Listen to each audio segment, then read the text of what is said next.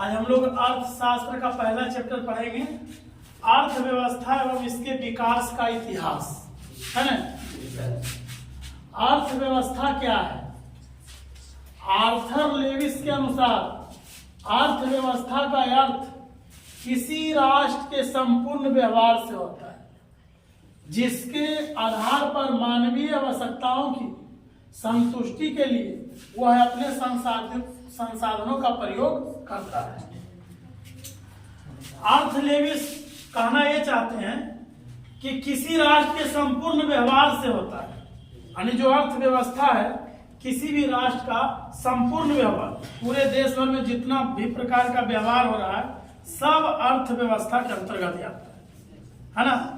जितना भी व्यवहार, जितना भी प्रकार के कार्य हो रहा है सब अर्थव्यवस्था के अंतर्गत आता है, जिसके आधार पर मानवीय आवश्यकताओं की संतुष्टि के लिए, जैसे मानवीय आवश्यकताओं की आवश्यकता, मानवीय है ना, मानवीय आवश्यकताओं की संतुष्टि के लिए अब हमारी आवश्यकता है, गांव में सड़क चाहिए, बिजली चाहिए, स्कूल चाहिए, है ना, खेती बाड़ी के लिए सिंचाई का साधन चाहिए, नहर, पाइन, ये सब चाहिए।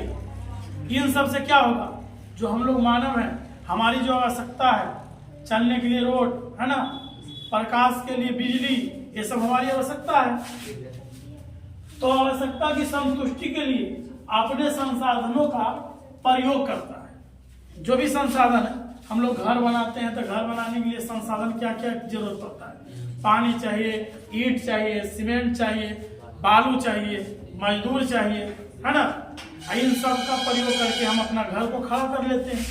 ये सब के सब क्या है, संसाधन है ना।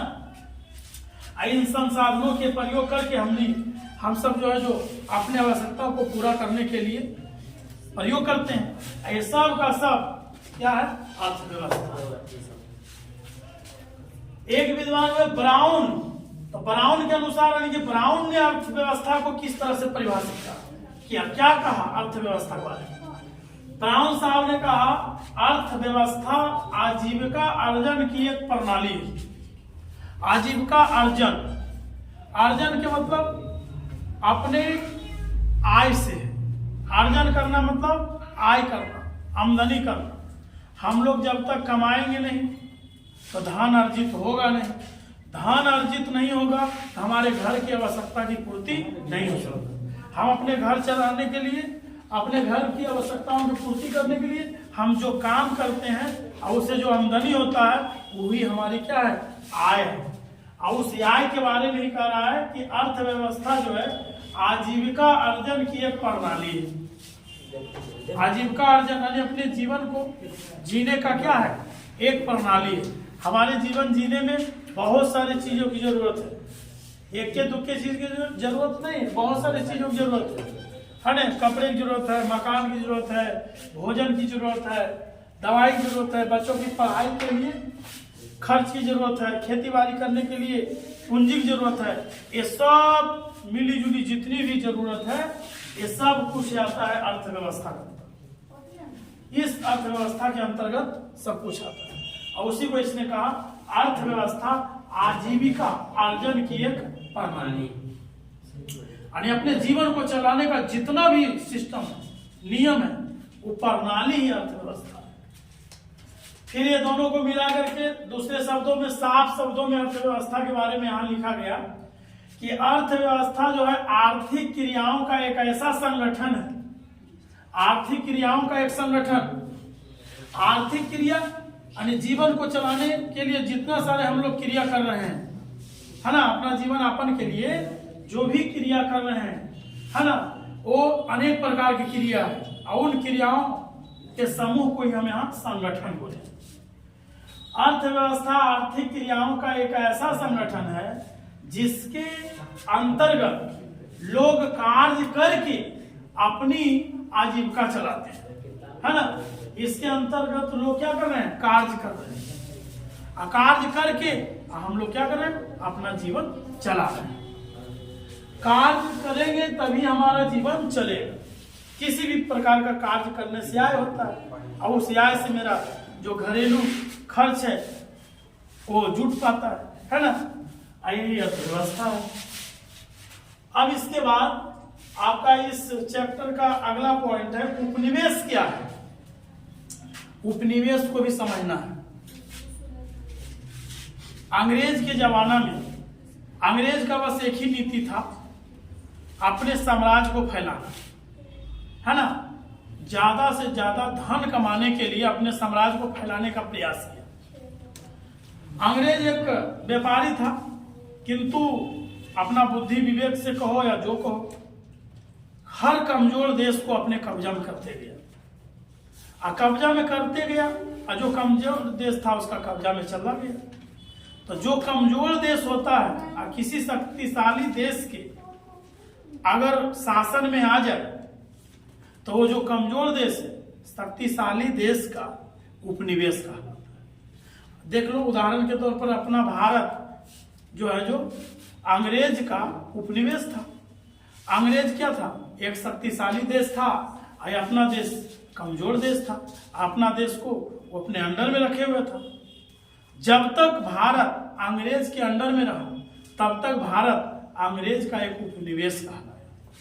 देखो लिखा गया है, जब कोई भी देश किसी बड़े समृद्धशाली राष्ट्र के शासन के अंतर्गत रहता है और उसके समस्त आर्थिक एवं व्यवसायिक कार्यों का निर्देशन एवं नियंत्रण देश का होता है। किस देश का? शक्तिशाली देश का नियंत्रण होता है। तो ऐसे शासित देश को शासक देश का उपनिवेश कहा जाता है। अपना भारत जब गुलाम था तो अपना भारत पर किसका शासन चल रहा था? अंग्रेज का शासन चल रहा था। तो शासक देश कौन हुआ? अंग्रेज हुआ। तो अंग्रेज शासक देश था, अपना देश क्या था? उसका उपनिवेश था। एक बात कहें, जो भी रहे, अपना देश अंग्रेजों का उपनिवेश बन करके एक लंबे समय तक रहा, मगर अपना देश उपनिवेश बने लायक देश नहीं था। जितना बड़ा देश अपना है, और उस समय भी जितना आबादी था, जितना बड़ा देश था, कि अंग्रेज अपना देश को उपनिवेश नहीं बना पाता। अगर अपने देश के लोग मिल करके अपना देश का एक तंत्र को अच्छा से चलाता तो अपना देश पर कब्जा नहीं कर पाता। वो अपना एक पढ़ा लिखा वो लोग था। हमारे देश के लोग ईमानदार, भरोसेमंद, दूसरे पर विश्वास करने वाले लोग थे, और वो धोखा देते गया। धीरे धीरे अपने देश के लोगों को, बड़े बड़े लोगों को क्या किया? अरे पैसा का लालच दे करके, लोभ दे करके अपने तरफ कर लिया, कमजोर लोगों पर जुर्म करना शुरू कर दिया, है ना।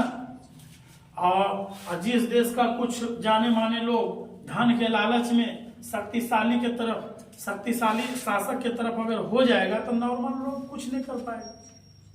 समझ में आया? इसीलिए अपना देश क्या हो गया? 200 वर्षों तक ब्रिटिश शासन के अधीन रहा, ब्रिटिश शासन का उपनिवेश बन के रहा, जिसमें कि ऐसा नहीं है कि उसका विरोध करने वाला अपना देश में नहीं था।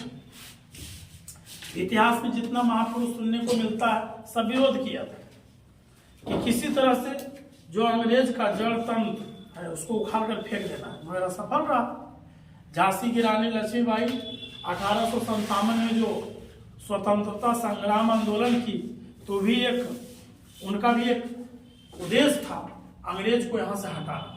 किंतु क्यों हारना पड़ा उसको पता है? क्योंकि अपना देश के ही कुछ जाने माने लोग अंग्रेज के तरफ से काम कर रहे हैं, है ना। अब पैसा धन का लालच में तो कोई भी बदल जाता है। अगर जो लोग अंग्रेजों को साथ दिया, भारतीय लोग, अगर वो अंग्रेजों को साथ नहीं देता तो अपना देश अंग्रेजों का उपनिवेश बनकर नहीं बनेगा। उपनिवेश बनने का मतलब है कि जो यहाँ के लोग थे धन के लालच में अंग्रेज के तरफ हो गए, और जो कुछ लोग नॉर्मल लोग बचे या कुछ इक्के दुक्के अच्छे लोग बचे, तो जिसके तरफ 1000 और किसी की तरफ 1-2, वो क्या कर सकता है? समझ में आया? अब आगे, इसके आगे हम पढ़ेंगे। लोग देखा